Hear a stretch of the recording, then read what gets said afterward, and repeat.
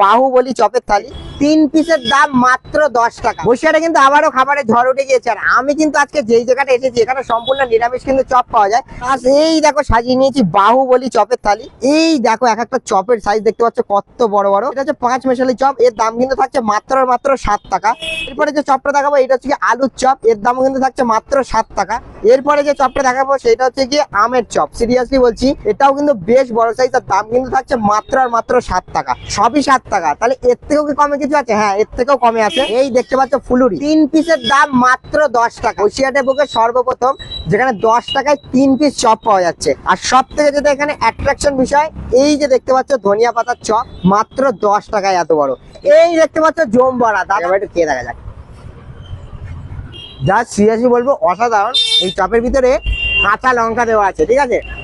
যারা একটু প্রাপ্তবয়স্ক আছো, ঝাল খেতে পছন্দ করো, তাদের জন্য কিন্তু এইটা একটা পারফেক্ট অপশন। এবার এই চপটা খেয়ে দেখি, 10 টাকা দাম হিসেবে না, জাস্ট অসাধারণ খেতে। একবার ট্রাই করে দেখা যাক।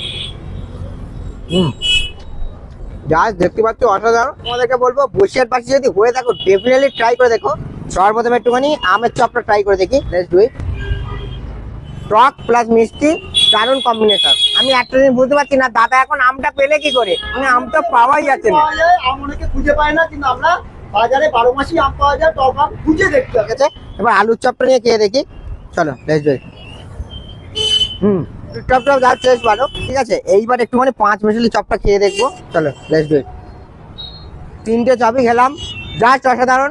পশ্চিমবঙ্গে চপ শিল্পটা আরো উন্নতি হয়েছে, নিরামিষ চপের জাস্ট ঝড় তুলে দিয়েছে বসিরহাটে। দাদা যেটা বেস্ট লেগেছে সেটা হচ্ছে আমের চপটা।